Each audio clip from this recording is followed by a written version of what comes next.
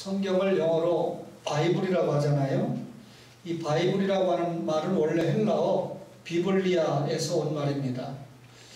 근데 이 헬라어 비블리아는 비블리온이라고 하는 이 단어의 중성 복수 명사로 책들이라고 하는 뜻입니다. 그러니까 비블리아, 책들 이런 뜻이죠.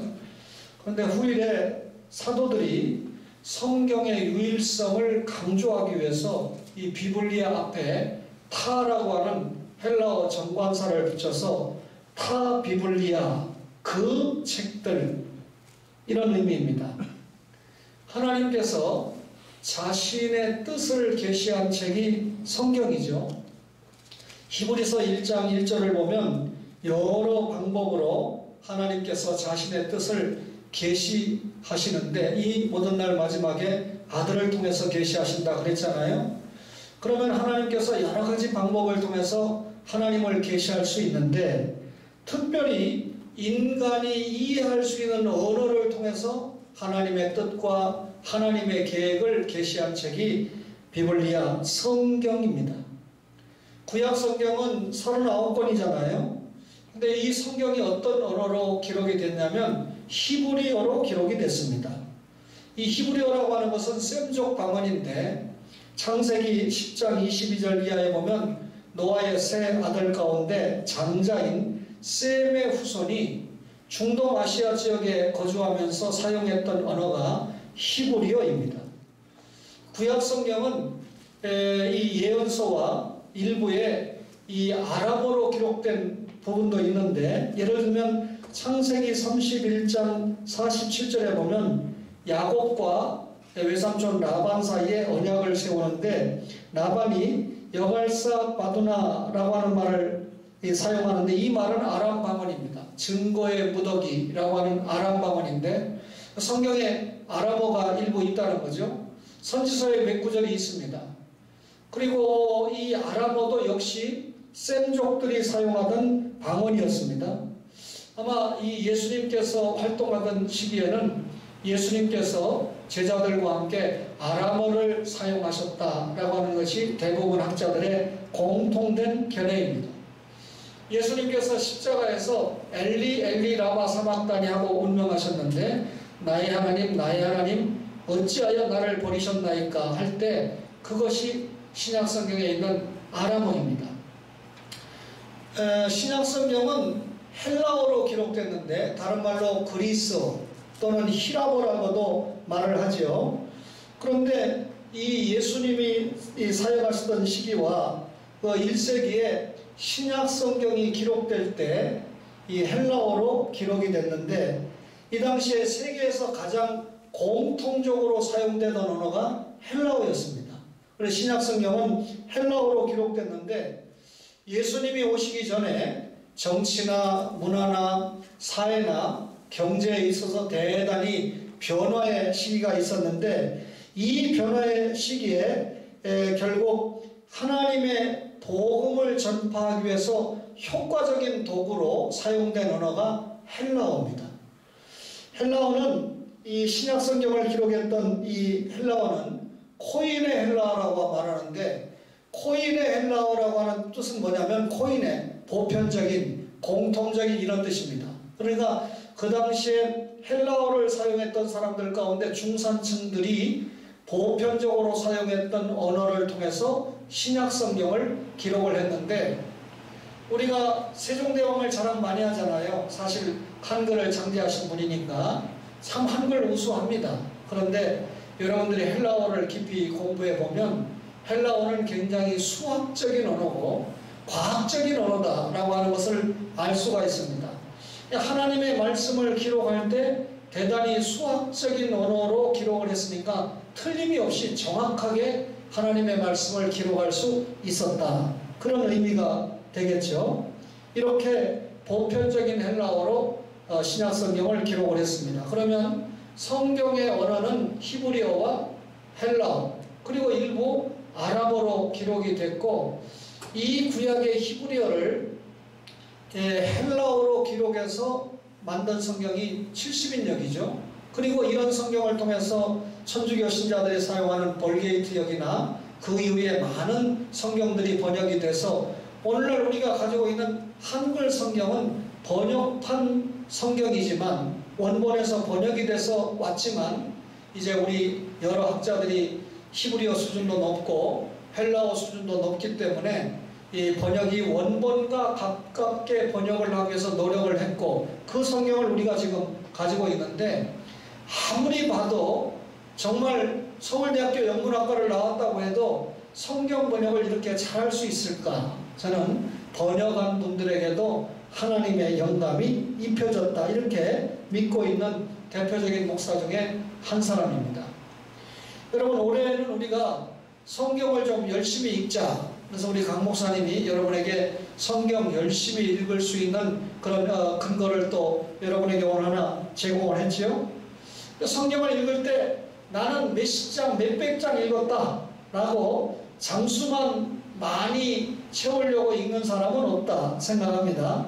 성경이 도대체 어떤 책이냐? 왜 우리가 성경을 읽고 묵상해야 하느냐? 이런 것을 잘 알고 성경을 가까이 대해야 됩니다. 우리 기독교는 책의 종교, 다시 말하면 성경의 종교입니다. 여러분 우리에게 이 성경책이 주어져 있는데 다른 종교도 예를 들면 이슬람교도 코란을 가지고 있죠. 뭐 불교 신자들은 불경을 가지고 있지 않겠습니까? 이렇게 자신들의 사상이나 이념이나 교리를 담고 있는 책이 있는데 그래도 그 사람들을 책의 종교다 이렇게 말하진 않아요. 우리 기독교 신자들이 가지고 있는 이 성경을 통해서 우리가 책의 종교를 가지고 있다 하는 평가를 받고 있는데 왜 그러냐면 우리가 가지고 있는 책이 굉장히 특별하고 독특한 의미를 가지고 있기 때문에 그렇습니다. 오늘 이 책이 어떤 책일까요? 이 책이 보여주는 특별한 기능이 무엇일까요? 이걸 설명해 주는 것이 오늘 여러분과 저가 함께 읽었던 디모데후서 3장 14절로 17절의 말씀입니다. 바울이 아들같이 생각하는 한 제자가 있는데 디모데이지 않습니까? 그 디모데에게 쓴 편지가 디모데전서와 디모데후서인데 그 디모데후서 마지막 부분에 오늘 중요한 말씀을 남기고 있는데 이 말씀을 보니까 디모데가 어릴 때부터 예수를 믿었고 디모데가 그 믿음이 성장했고 구원에 이르게 한 그 배후에는 이 책의 힘이 자리 잡고 있었다. 그렇게 상기시키고 있습니다. 바울은 디모데가 어려서부터 외할머니인 로이스에게서 성경을 배웠고 그의 어머니 유니게를 통해서 신앙을 전수받았다는 것을 알고 있었습니다.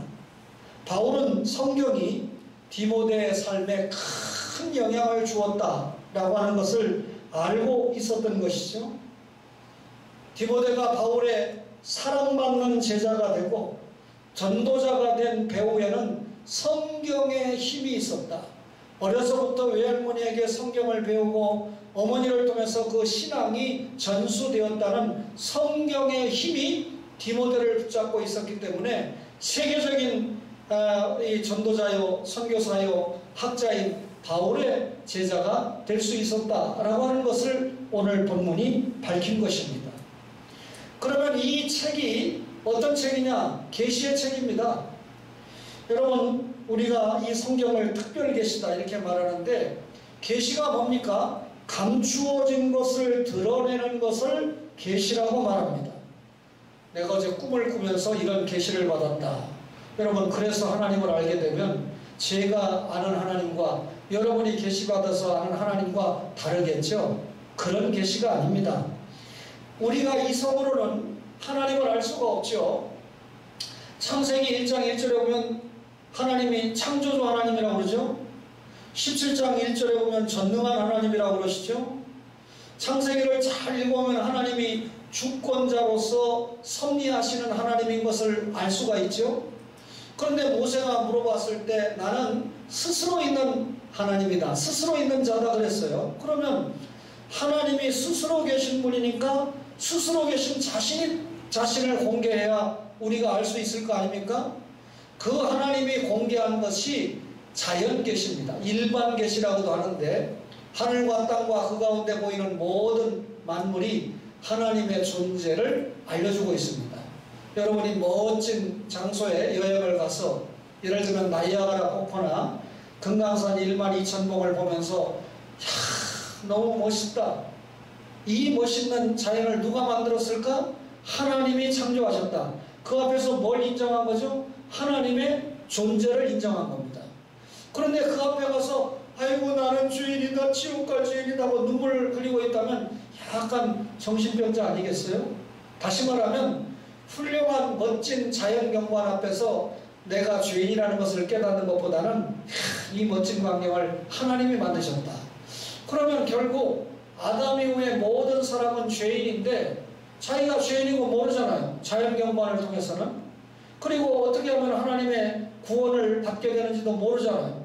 그러면 자신이 죄인인 것을 깨닫게 하고 구원에 이르는 지혜가 있게 하고 하나님의 온전한 사람으로 변화하게 하는 책이 뭐라는 겁니까? 성경이라는 거죠. 이것을 특별계시다 이렇게 말합니다. 자연계시를 통해서는 하나님을 완전하게 알 수 없다는 겁니다. 그래서 특별계시를 주셨는데 여러분 하나님을 완전히 드러내시고 구원에 이르는 지혜를 드러내 보인 것이 성경이다. 그래서 우리가 이 성경을 특별계시다 이렇게 말합니다. 여러분 하나님께서는 예수 그리스도를 통해서 자신을 더욱 분명하게 드러냈어요. 예수님을 본 사람이 누구를 봤죠? 나를 본 자는 아버지를 본 자다 그랬잖아요. 요한복음 1장 1절 이하에 보면 말씀이 육신이 되어 우리 가운데 거하시는 영원한 말씀이다. 그러면 예수님은 육신을 입고 이 땅에 와서 우리와 함께 사시는 영원한 하나님의 말씀이다.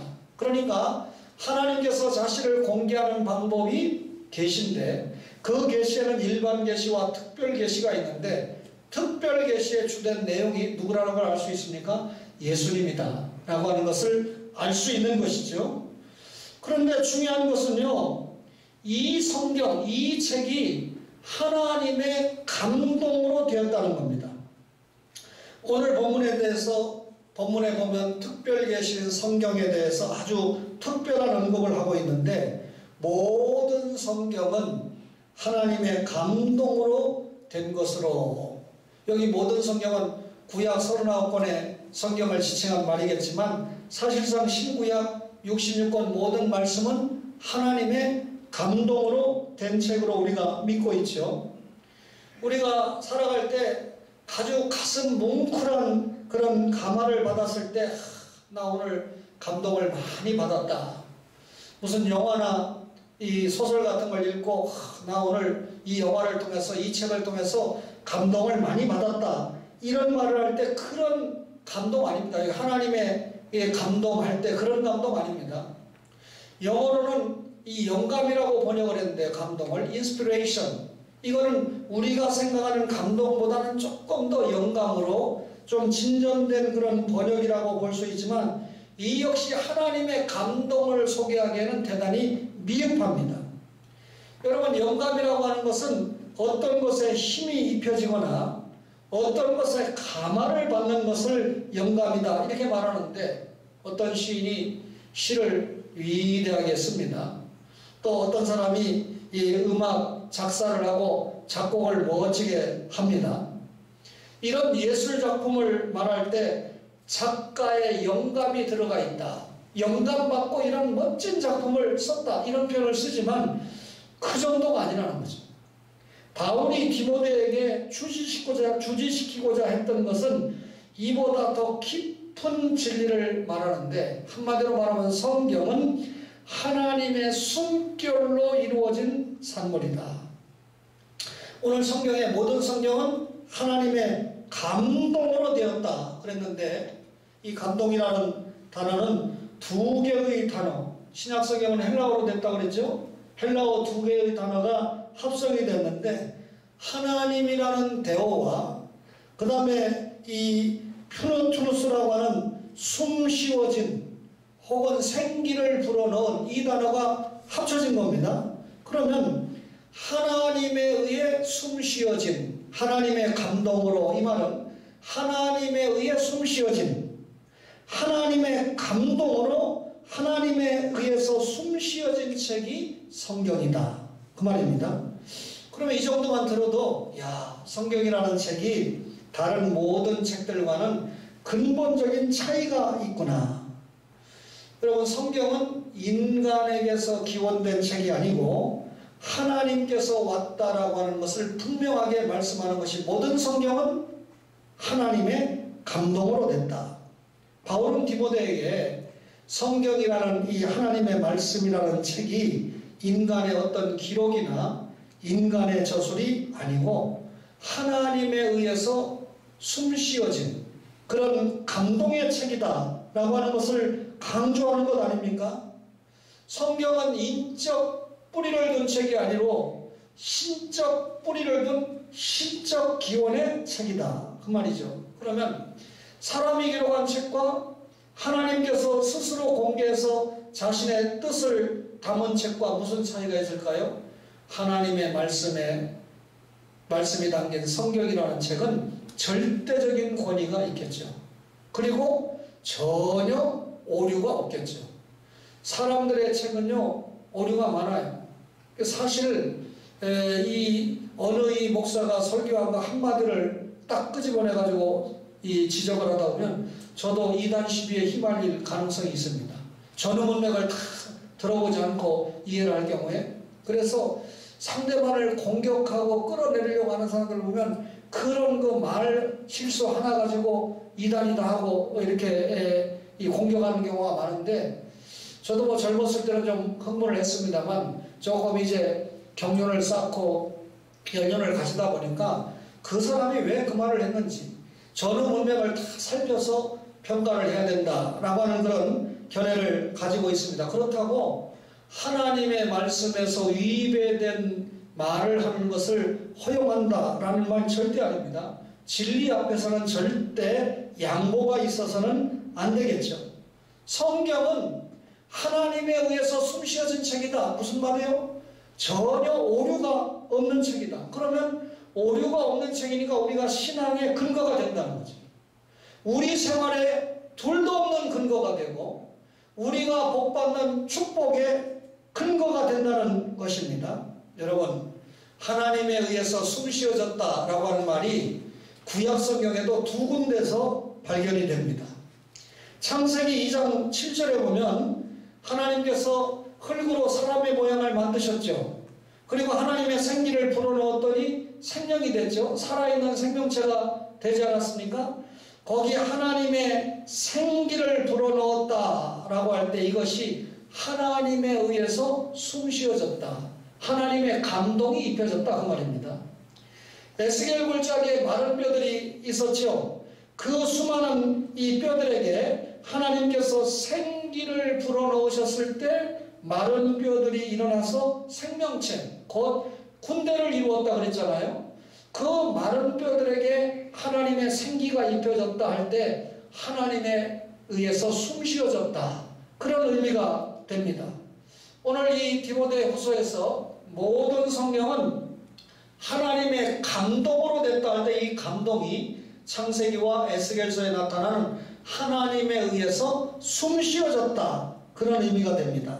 그렇다면 이 성경은 세상의 많은 책들 가운데 특별한 책이고 독특한 책이 되겠죠. 그래서 기독교가 이 성경을 신앙과 행위의 근거, 캐논으로 삼고 있기 때문에 기독교는 책의 종교다, 이렇게 부르는 것입니다.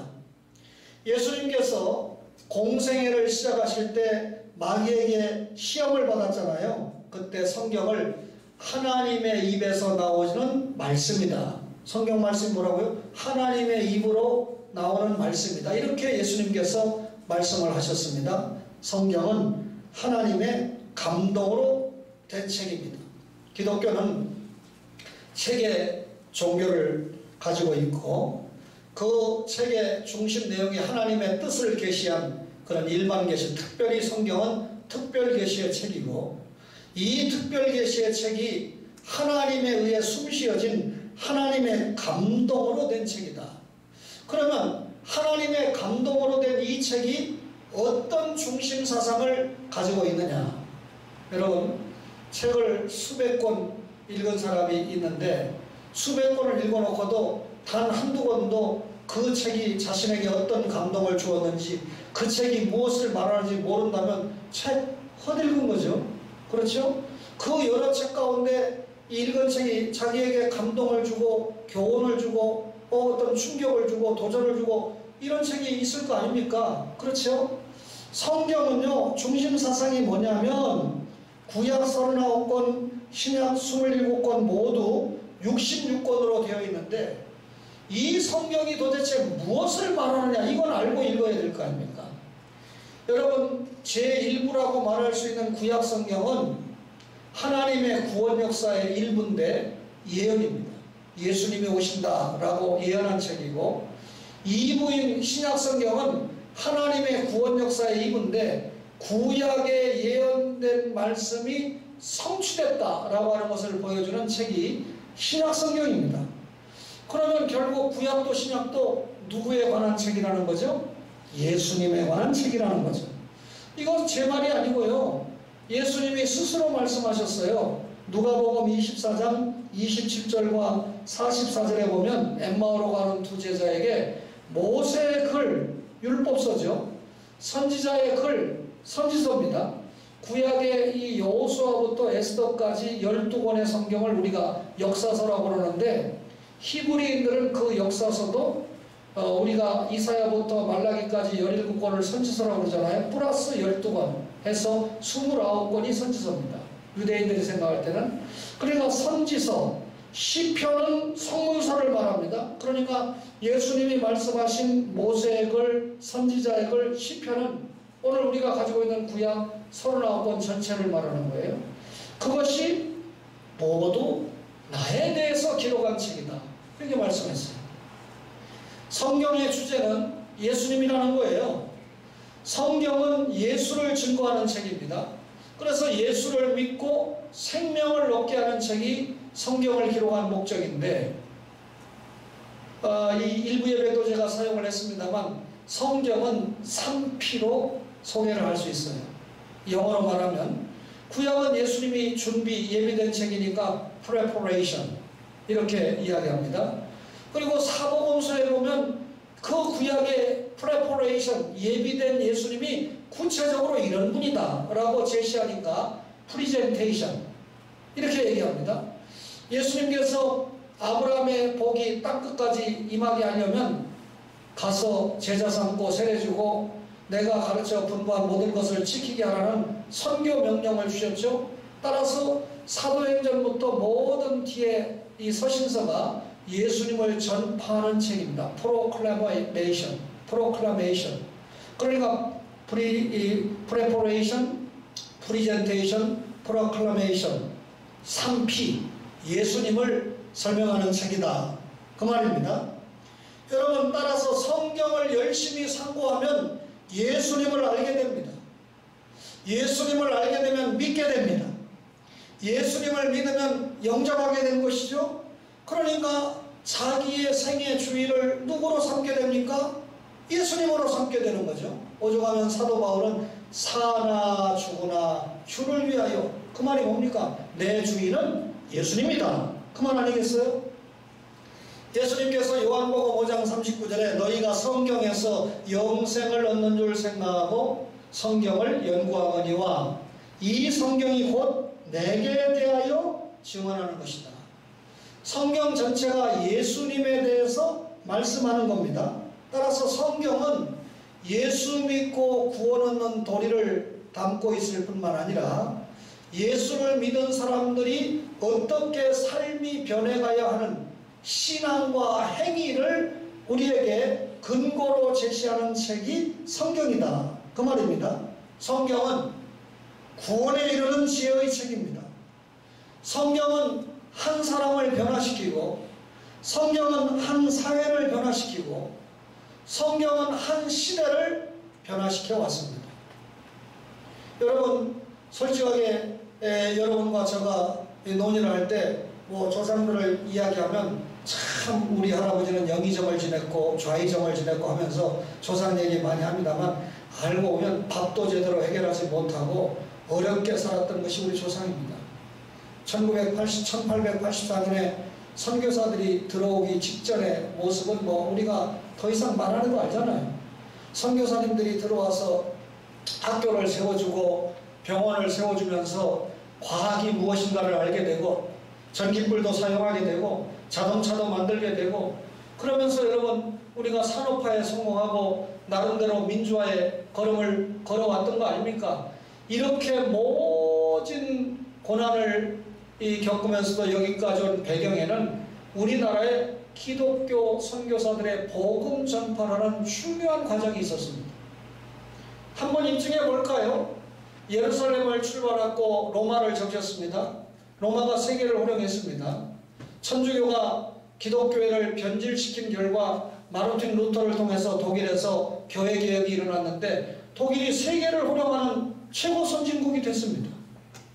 그런데 이 너무 잘 살다 보니까 영적으로 좀 다운됐어요. 그래서 이 복음이 영국으로 건너갔는데 여러분 복음을 받은 영국이 그 당시에 세계 최고의 나라였습니다. 경제적으로 정치적으로. 그랬는데 이 영국이 성공회를 채택을 하게 되면서 순수복음에서 떠나게 되잖아요. 그래 청교도들이 우리는 이런 기독교 신앙을 못한다 해서 메이플라워를 타고 미국으로 건너가서 오늘날 저 미국의 청교도의 나라를 세운 거 아닙니까?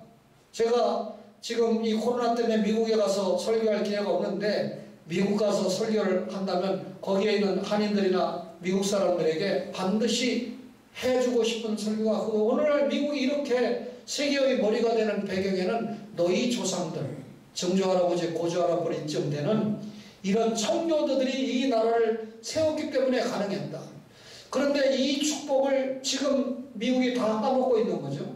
앞으로 미국이 이런 식으로 가다가는 이제 다 까먹고 중국한테 잡힐지도 모릅니다. 이걸 미국의 의식 있는 신자들은 깨우쳐야 되겠죠. 역대 대통령 가운데 2명이 천주교 신자고 나머지는 몽땅 기독교 신자입니다.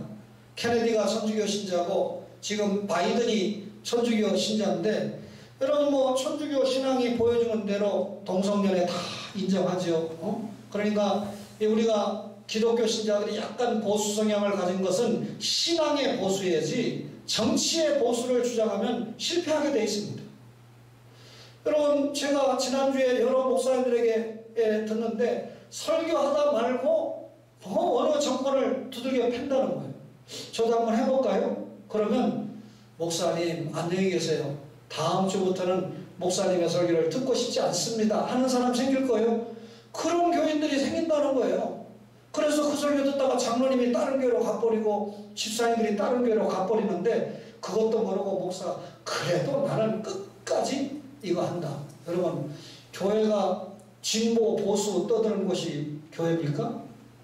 여러분 하나님의 말씀 전하고 하나님의 말씀대로 믿고 하나님의 말씀대로 살자라고 하는 것이 교회의 할 일 아닙니까? 저에게 진보도 복음 전파의 대상입니다. 저에게 보수도 복음 전파의 대상입니다. 그러니까 내가 후려칠 대상이 아니고 모두 다 품고 여러분 예수 그리스도의 말씀으로 신앙생활 잘하고 성장해야 됩니다 라고 강조해야 될 대상이기 때문에 여러분과 저가 이런 신앙을 가지고 있다면 개인적으로 정치 성향이 있다고 해도 교회 와서 그 성향을 가지고 상대를 흥분시키고 자극하고 그렇게 하면 안 된다는 거죠. 이해를 하시겠습니까? 가운데 서 계세요. 극보수 안 됩니다. 극진보 안 됩니다. 극보수 극진보는 복음 전파에 문제가 됩니다. 가운데 서서 올바른 길을 보면서 직시할 줄 아는 그런 자세를 가져야 복음 전파의 길이 열려요. 사실은 극보수가 또 어느 목사님이 활동을 많이 했지만 결과적으로는 복음 전파가 확장되는데 여러 지장을 주었던 것이 사실입니다. 여러분 이렇게 복음이 들어간 나라는 잘 살았어요. 불교, 샤머니즘, 천주교가 들어간 나라들 필리핀, 저 남미 그리고 이 아시아, 방글라데시를 위시한 여러 나라들 여러분 어떻게 살고 있습니까? 소위 뭐 복복복 해도 기독교 복음이 들어간 것만큼 변화가 안 돼요. 그러니까 가난하게 살 수밖에 없어요. 저 미얀마 보세요. 얼마나 불쌍합니까? 박정희 그분이 무슨 군부 쿠데타인지 혁명인지 일으키기 전 그 시점만 해도 미얀마가 엄청 잘 살았어요. 아시아에 뭐 두 번째 가는 나라이지 않았습니까? 근데 아시아 꼴찌요 지금 이제. 저 보세요. 지금도 지금 뭐 데모하고 국민들 못 살게 하는 거. 부지런히 성경을 읽고 묵상해야 되는데요. 디모데후서 3장 16절에 보니까 모든 성경은 하나님의 감동으로 된 것으로 교훈과 책망과 바르게 함과 의로 교육에 하기에 유익하니 이는 하나님의 사람으로 온전하게 하며 모든 선한 일을 행할 능력을 갖추게 하려 함이라 그랬어요. 이 말씀 보면요. 왜 우리가 성경을 열심히 읽어야 되고 성경을 부지런히 묵상해야 하는가를 알려주고 있습니다. 성경은 단순히 구원에 이르는 지혜를 제시할 뿐만 아니라 온전한 하나님의 사람이 되게 한다는 겁니다. 하나님의 말씀을 읽고 묵상할 때 그 속에 역사하는 힘이 있는데 이 성경책을 읽는 사람에게 성장과 성숙이라는 변화가 나타난다는 거예요. 로마서 10장 11절에 믿음은 들음에서 나며 들음은 그리스도의 말씀으로 말미암는다. 성경 말씀은 하나님의 말씀이고 예수님 자신의 말씀입니다. 따라서 이 말씀을 들으면 들을수록 믿음이 생기고 들으면 들을수록 믿음이 성장하게 됩니다. 왜 그럴까요? 이 믿음이 자신을 이기고 죄를 이기고 세상을 이기고 마귀를 이기고 하나님의 나라를 기업으로 받게 하기 때문입니다. 따라서 구원받은 성도가 구원받은 자리에 머물러 있지 않고 성장하고 변화한다는 것을 성경은 말씀하고 있습니다. 예수 믿고 구원받은 자가 옳고 고든 길로 향해서 가지요. 도덕적으로 바른 생활을 하게 되죠. 부모 공경하지 않는 불효자가 신구약 66권을 깨닫고 하나님의 자녀가 되었을 때 부모 공경 안 하고 백일 수가 있습니까? 삶의 변화가 나타나는 거죠. 의로 교육하기에 유익하니 이 의가 누굽니까? 예수님을 얘기하는 겁니다. 따라서 하나님이 요구하시는 의인 예수를 닮아가도록 성경이 교육한다. 따라서 성경을 읽고 묵상하면 하나님의 사람으로 되는데 온전케 된다. 하나님의 사랑을 받을 뿐만 아니라 그 하나님의 사랑을 받기 때문에 선한 일을 하는데도 능한 사람이 된다 그 말입니다. 여러분과 저가 선한 일이라고 하는 것은 결국 예수 믿지 않는 사람이 예수 믿게 하고 또 예수 믿는 사람이 더 잘 믿게 하는 것이 선한 일이잖아요. 그 선한 일을 하게 하는 원천적인 힘이 어디에서 나온다? 성경에서 나온다.